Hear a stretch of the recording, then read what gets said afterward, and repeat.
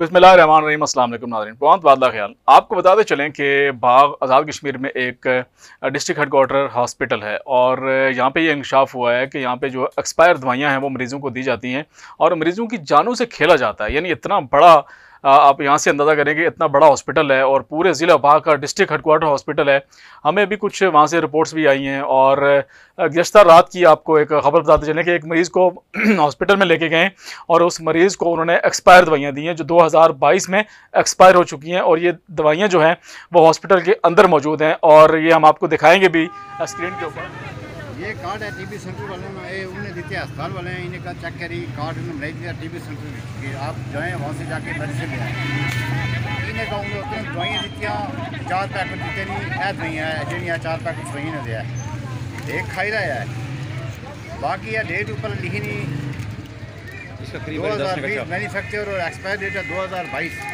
ये बिल्कुल सामने वाज़े नज़र आ रही है। ठीक है, अब ये दवाइयाँ खाई इन्हें ज़्यादा प्रॉब्लम हुई है और ऐसे रात ही आने 2 बजे आनी था, इन्हें का दोबारा चेक कराया, इन्हें का जाए पेशाब ने इन्हें का खून निकल भैया। लिहाजा है कि असर ये महकमा सेहत और दिग्गर जो जिम्मेदार इदारे उन्हें आगे गुजारिश है कि ये जी दोनों अमली है, एक नंबर दवाइयाँ एक्सपायर जी दी था वो अपने अस्पताल ही रखनी नहीं था, इसने मुतला दूसरी दवाइयाँ जी एक्सपायर नहीं हो तो वो दवाइयाँ खाई जो दिन स्टोर आने का दिन से इसने फ़ौरन नोटिस दिया जाए और इस बंदे ने जो इसने अजाला किया जाए और राती जो इसने पैसे खर्च किए बेचारे गरीब है 4-5 हज़ार रुपया वो इन्हें वही नहीं वही ना होया। लिहाजा असली इस्तेमाल इंतजामिया कर है कि इस बंदे ने जो दाद वैसे की जाए। इसको ये इन्होंने एक्सपायर दवाइयाँ दी हैं जिसके बाद इस मरीज़ की हालत गैर हो गई। इन्होंने पैसे भी खर्च किए, दूर दराज गांव के रहने वाले हैं ये और वहाँ से ये रात के यानी मिड नाइट आधी रात का वक्त था कि ये वहाँ से इनको कोई तकलीफ़ हुई है और ये हॉस्पिटल पहुँचे, बड़ी मुश्किल से किराया खर्चा करके गरीब बंदे और हॉस्पिटल में पहुँचे। इनको चेकअप के बाद जो दवाइयाँ दी गई हैं वो 2022 में एक्सपायर हो चुकी हैं। तो यहाँ से अंदाज़ा लगाएं कि इतने बड़े हॉस्पिटल में कोई चेक एंड बैलेंस जो है ना वो उसका सिस्टम नहीं है। यहाँ के जो MS साहब हैं, डॉक्टर आफ्ताब साहब, उनके लिए ये एक बड़ा अलार्मिंग सिचुएशन है। हम ये उनको पैगाम देना चाहते हैं कि उनकी सियासी एक्टिविटीज़ बहुत ज़्यादा उसमें वो हिस्सा ले रहे हैं, लेकिन कम से कम इस जानिबी तवज्जो दें। सियासी एक्टिविटीज़ अपनी जगह, हालांकि एक सरकारी मुलाजिम को कतई ये सूरत हिस्सा नहीं बनना चाहिए। सबसे पहले आप हॉस्पिटल के ऊपर तवज्जो दें कि वहाँ मरीज़ों की जानों के साथ किस तरह खेला जा रहा है और इसका सीरियस नोटिस लेना चाहिए।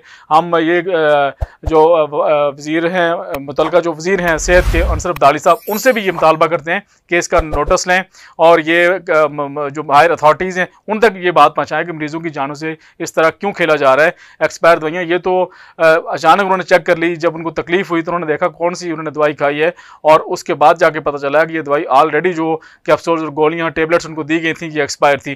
तो ये दवाइयाँ कितने लोग खा चुके होंगे, कितने लोगों के साथ जो है मुश्किलात, उनकी बीमारी डबल से ट्रिपल हो चुकी होगी, लेकिन कोई पूछने वाला नहीं है। ये एक बड़ा अहम मामला है, इसके ऊपर संजीदगी से गौर करना चाहिए। वज़ीर हुकूमत को भी गौर करना चाहिए और जो मेडिकल सुपरिटेंडेंट साहब हैं उनको भी इसके ऊपर गौर करना चाहिए।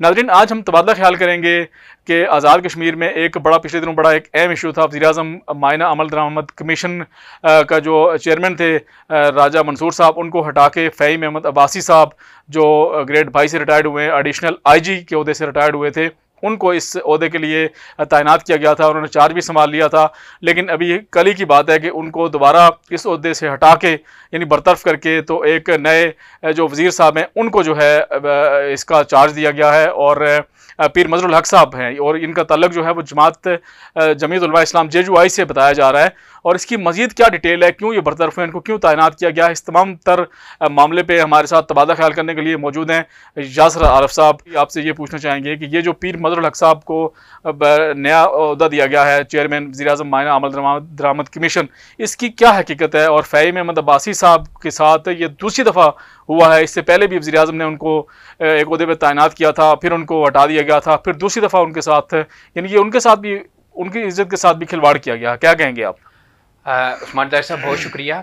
जैसा कि आपने अपने इंट्रो में बता दिया कि फ़हीम अब्बासी साहब जिन्हें चेयरमैन मायना व अमल दरामद कमीशन बनाया गया था, तो आज प्राइम मिनिस्टर साहब ने चंद ही रोज़ के बाद उन्हें बरतरफ कर दिया है। बुनियादी तौर पे फ़हीम अब्बासी साहब का वज़ीर आज़म के साथ घरेलू ताल्लुक़ है और अरसा दराज से ये एक दूसरे के रफ़ीक़े ख़ास हैं और इनके आपस में ख़ानदानी तल्लुकात भी बड़े तवील अरसा पे मुहीत हैं। आपको याद होगा कि पिछले कुछ अरसा कबल फ़हीम अब्बासी साहब की जो नवासी का अकीका था, नवासी का अकीका था, उस पर सरदार तनवीर इलियास खान साहब और इनकी फैमिली वहाँ पे मौजूद थी और आप उसके ऊपर बड़ी पिछले अरसे में बात भी चली थी कि उस वक्त पुलिस बैंड ले जाकर वहाँ पर उन्हें वेलकम कहा गया। सरकारी पुलिस बैंड को जनाब प्राइवेटली तौर पे हायर किया गया, देख लें। बिल्कुल ऐसी है। अच्छा। बिल्कुल ऐसी है। तो अब ये वज़ीर-ए-आज़म के उनके साथ ताल्लुकात अपनी जगह पे, लेकिन फ़हीम अब्बासी साहब के साथ ये जो एपिसोड हुआ ये उनके लिए बहुत ही धचके का बाइस बना है। बहुत बड़ा धचका है, क्योंकि वो दुबई में थे। एक सीनियर ब्यूरोक्रेट ग्रेड 22 से रिटायर्ड हुए और उनके साथ पहली दफ़ा हाथ हुआ, फिर दूसरी दफ़ा हाथ हो गया। बिल्कुल ऐसी है, बिल्कुल ऐसी है, बिल्कुल ऐसी है। अब यहाँ पे एक बात बड़ी मानी खेज है जिसके ऊपर हम बार अपने नाज़रीन को बता रहे हैं कि आज़ाद कश्मीर के मौजूदा वज़ीर-ए-आज़म सियासतदानों, अपनी वज़रा, कैबिनेट और ब्यूरोक्रेसी के दरमियान में फुटबॉल बने हुए हैं। और बिल्कुल फ़हीम अब्बासी साहब के इस एपिसोड पे भी जहां आपको और बहुत सारे महर्रकात नज़र आएंगे, उसमें एक बड़ा ब्यूरोक्रेसी और उनके वज़रा का खेल भी इसमें बड़ा वाज़े होकर सामने आया था। क्योंकि फ़हीम अब्बासी साहब ने दुबई में एक इंटरव्यू दिया था जिसमें उन्होंने आज़ाद कश्मीर के अंदर मौजूदा सारे निज़ाम को करप्ट करार दिया था। वज़रा हुकूमत के ऊपर उन्होंने कीचड़ उछाला था। जो अकबर इब्राहिम साहब, उनके हवाले से कोई बातचीत की थी। इस तरह माजिद खान के हवाले से उन्होंने कुछ कहा। तो वज़रा में बड़ा रद्द-ए-अमल पाया जा रहा था इस हवाले से और उन्होंने वज़ीर-ए-आज़म को उसी वक्त शदीद दबाव में लाया था। और खुसूसन एक मशीर और एक वज़ीर ने तो वज़ीर-ए-आज़म को जाके बिल्कुल खबरदार किया था कि हमारे बारे में जो ज़बान फ़हीम अब्बासी साहब इस्तेमाल कर चुके हैं, उसके बाद अगर आपने इनको माइनो अमल दरामद कमीशन का चेयरमैन बनाना है तो फिर आप इनके साथ चलें, हमारी तरफ से आपको अल्लाह हाफिज है। अच्छा, तो ये भी बताया जा रहा है, मजबूर हुए। ये हम नाज़रीन को बता चुके हैं, ये बताया जा रहा है कि सरदार अतीक अहमद साहब ने भी कोई इनसे बदला लिया है। बिल्कुल ऐसी है। एक और खबर जो है ना, जो सोशल मीडिया पे मंजर आम पे आई थी, वो ये कि वज़ीर-ए-आज़म आज़ाद कश्मीर जब फ़हीम अब्बासी साहब के वालिद की ताज़ियत के लिए धीरकोट गए तो फ़हीम अब्बासी साहब ने अपने घर पर वज़ीर-ए-आज़म को वार्मली वेलकम नहीं कहा था। चलो वेलकम हम नहीं कह सकते, लेकिन उन्होंने आकर अपने गेट पर उन्हें रिसीव तक नहीं किया था, बल्कि वो अपनी बालाई मंजिल पे जिस हाल में हीटर के आगे बैठे हुए थे, सोफे के तक उनकी जहां पर वो बैठे हुए थे वहां तक पैदल चलकर प्राइम मिनिस्टर आज़ाद कश्मीर गए। फ़हीम अब्बासी साहब ने खड़े होकर 4 कदम आगे आकर वज़ीर-ए-आज़म से मिलना गवारा नहीं किया। अब फ़हीम अब्बासी साहब से पूछा गया कि हुज़ूर वाला, आपने ये वज़ीर-ए-आज़म साहब और आपके ताल्लुक वाले भी हैं, उनके साथ ये तौहीन-आमेज़ सलूक क्यों किया? अब फ़हीम अब्बासी साहब ने इसका जो जवाब दिया था वहाँ पे वो ये था कि सरदार अतीक खान साहब को साथ लेके आए और मैंने जाके इन्हें अतीक खान साहब की मौजूदगी में क्या गेट पर से रिसीव करना था, मुबैयना तौर पे ये उन्होंने ये कहा। अब देखें, मुस्लिम कॉन्फ्रेंस वालों के बारे में कहा जाता है कि इनकी सियासत तक पहुँचना बड़ा मुश्किल है और ये बंदे को घर में घुस के मारते हैं। तो सरदार अतीक साहब का अगर यहाँ पे रोल आपने देखना है ना, कि वो खुद 3-4 दिन फ़हीम अब्बासी साहब से ताज़ियत के लिए उनके यहाँ नहीं गए, लेकिन वज़ीर-ए-आज़म आज़ाद कश्मीर जब आ रहे थे तो कुआला पुल से वो वज़ीर-ए-आज़म के साथ बैठे। फ़हीम अब्बासी साहब को इस बात की खबर हो गई। फ़हीम अब्बासी साहब ने अगरचे बाहर शायद गेट पे आके प्राइम मिनिस्टर को रिसीव करना भी था, तो इस पे वो अतीक खान साहब का सुनकर वो बाहर नहीं आए। उन्होंने वज़ीर-ए-आज़म के साथ तौहीन-आमेज़ सलूक किया मुबैयना तौर पर। फिर उसका जवाब वज़ीर-ए-आज़म ने, हमने पहले कहा था कि वज़ीर-ए-आज़म उनसे इंतकाम ज़रूर लेंगे, वो दो लोगों ने देख लिया कि उन्होंने बिल्कुल आंखों देखते किया, लेकिन इसका सारा क्रेडिट जाता है सरदार अतीक खान साहब को। वो उन्होंने जाके वहां पे फ़हीम अब्बासी साहब को ब्लश करके प्राइम मिनिस्टर की तजलील भी करवाई और फिर जब वापस फ़हीम अब्बासी साहब को टर्मिनेट किया गया 1-2 दिनों में, तो आप देख रहे हैं कि पिछले 3-4 दिनों से वो कश्मीर हाउस में 2 रोज़ से अतीक खान साहब वहीं पे कश्मीर हाउस में बैठे हुए हैं। तो इसे कहते हैं सियासत में घर के अंदर घुस के मारना। और सरदार अतीक खान साहब ने बिल्कुल जो है ना, वो उन्हें बदले तो वो भी नहीं भूलते, वो भी इंतकाम के हवाले से उन्होंने अपना इक़्तिदार दाव पे लगा दिया था। तो क्या वह भूल जाएंगे कि बाकी पहली विक्ट्री स्पीच में जो तनवीर इलियास साहब ने इलेक्ट होने के बाद, मुंतखब होने के बाद उनके बारे में कहा था गाजियाबाद का डैश डैश डैश, तो वो तो नहीं भूलते। अब वो बदले ले रहे हैं और वो घुसकर घर में उनसे बदले ले रहे हैं। और ये एपिसोड भी इसमें क्रेडिट जाता है सरदार अतीक साहब को कि उन्होंने जो रोल प्ले किया, ये वज़ीर-ए-आज़म आज़ाद कश्मीर को भी नहीं मतलब ये भी हो सकता है कि वो कल तनवीर इलियास से बदला ले सकते हैं, किसी सूरत ले सकते हैं, सर वो देखें, तनवीर इलियास साहब को हमने अलर्ट नहीं करना। वो जब धीरकोट का विजिट था, हम उनको क्या अलर्ट करेंगे, तो धीरकोट का जब उनका विजिट था तो वज़ीर-ए-आज़म साहब ने अपने एक मीडिया टीम के एक मेंबर को एक ट्वीट लिखवाया था, फेसबुक पोस्ट लिखवाई थी। वो बाद में उन्होंने फिर बता दिया कि ज़ाहिर है मैंने ये डायरेक्शन पे लिखी थी, तो उसके बारे में भी वो कुछ चीज़ें हम ज़ेरे लब रखते हैं। काफ़ी सारे ऐसे लोग हैं जिनको पीएम साहब जिनको फ़ोन करके ना पोस्टें लिखवा देंगे, यार ये पोस्ट इसके खिलाफ लिखो, ये पोस्ट इसके खिलाफ लिखो, ये पोस्ट इसके खिलाफ लिखो, और वो दूसरे दिन वो पोस्ट आ भी जाती है और हमारे ज़राए हमें बता भी देते हैं, जिनसे लिखवाते हैं हमें पता लग जाता है कि ये किसके कहने पे, किसके इशारों पे ये पोस्टें लिखवाई जा रही हैं। अच्छा याद साहब, एक और बड़ा अहम इशू ये है कि मरदमशुमारी शुरू है यहाँ पाकिस्तान में, आज़ाद कश्मीर में, और इस मरदमशुमारी में एक सबसे जो अलार्मिंग सिचुएशन है कश्मीरियों के लिए, वो बड़ी अफसोसनाक है कि इस मरदमशुमारी में शनाख्त का एक खाना है जो अलग एक पहचान है हर कौम की, हर बरादरी की। तो उसमें हमारा जो कश्मीरी जो कौमियत का निशान था, यानी उसमें लिखा हुआ है बंगाली, अफ़गानी, फ़लाँ पाकिस्तानी, फ़लाँ फ़लाँ फ़लाँ, तो उसमें एक कश्मीरी इससे पहले एक खाना होता था, वो इस दफ़ा उस मरदमशुमारी में शामिल नहीं है। और इसके साथ साथ जो एक ज़बान का खाना भी था जो अलग से था कि आपकी ज़बान कौन सी है, अगर आप कौन से रीजन से ताल्लुक़ रखते हैं, आप कश्मीर रीजन से हैं तो आपकी ज़बान यकीनी बात है या कश्मीरी होगी या पहाड़ी ज़बान होगी या गोजरी होगी, लेकिन वो वाला ऑप्शन भी ख़त्म कर दिया गया है। तो ये बड़ी अफसोसनाक सूरत हाल है। इसके ऊपर बाज़ाब्ता तौर पर हमारे जो वज़ीर-ए-आज़म साहब हैं तनवीर इलियास साहब, उनकी जानिब से अभी तक कोई इसका रद्द-ए-अमल सामने नहीं आया है। लोगों का बड़ा सख्त रद्द-ए-अमल वहाँ पर देखने में आ रहा है, लोग बड़ी नाराज़गी का इज़हार कर रहे हैं कि कम अज़ कम इस तरह नहीं होना चाहिए था, और लोग इस तरह की मरदमशुमारी को कबूल भी नहीं करेंगे। तो आपके पास क्या रिपोर्ट्स हैं, क्या इतलात हैं? अच्छा उस्मान साहब, थोड़ी सी पीछे हमारा जो जिसमें हम बात कर रहे थे रह गया पॉइंट, उसको हम करके इस पे आते हैं। अब यहाँ पे ये बात है कि पीर मजहरुल हक साहब को माइना और अमल दरामद कमीशन बना दिया गया है। जी। तो आपको याद होगा कि 1 से 1.5 माह कबल उन्होंने भी एक प्रेस रिलीज कराची से जारी किया था, जिसमें उन्होंने प्राइम मिनिस्टर को धमकी दी थी कि जिस तरह मदारिस के वाले से वादे किए गए थे वो इफ़ा नहीं हो रहे, तो मैं अपनी जिम्मेदारी से दस्तबरदार हो सकता हूँ। बिल्कुल, पार्लिमानी इस्तीफा दे सकता हूँ। पार्लिमानी सेक्रेटरी का भी उनके पास जिम्मेदारी थी। तो ये वज़ीर-ए-आज़म ने अब एक उनकी तरफ से एक धमकी के जवाब में भी किया, और मुमकिन है कहीं और से भी उन्हें पीर साहब के बारे में डायरेक्शन हुई हो। अच्छा, देखें माजी का इनका तो है बैकग्राउंड है, लेकिन हम उस पर ज़्यादा बात नहीं करते। यहाँ पे वो आए हैं, एक स्पेशल सीट पे इलेक्ट हुए हैं, किसने उन्हें इलेक्ट करवाया इस पे फिर कहीं बात की जा सकती है। लेकिन अच्छा, इसका हम छोटा सा एक नाज़रीन को क्लिप दिखाएंगे, पीर मजहरुल हक साहब का एक क्लिप है नाज़रीन, वो भी आप देखें, जिसमें वो कह रहे हैं कि मौलाना फजल रहमान साहब जो है ना उनके पीर व मुर्शिद हैं, जबकि जो पाकिस्तान तहरीक इंसाफ है और जो चेयरमैन इमरान खान है, उनका मौलाना फजल रहमान का आपस में जो है क्या कहा जाए, यानी इस तरह का आपस में उनका है। और ये यहाँ पे देखें कि जो आज़ाद कश्मीर के वज़ीर-ए-आज़म हैं, जो ख़ुद को PTI का सदर भी कहते हैं, वज़ीर-ए-आज़म भी कहते हैं, और वो किस तरह मतलब अपने जो हकीकी कारकुनान हैं उनको हटा के दूसरे लोगों को किस तरह नवाज रहे हैं। ये एक क्लिप छोटा सा है, नाज़रीन को हम सुनाते हैं, ये पहले सुन लें, फिर आप उसके ऊपर थोड़ी सी बात कीजिएगा, फिर आगे चलते हैं। खुदा की कसम दिल के गहराइयों से सलाम अकीदत पेश करता हूं।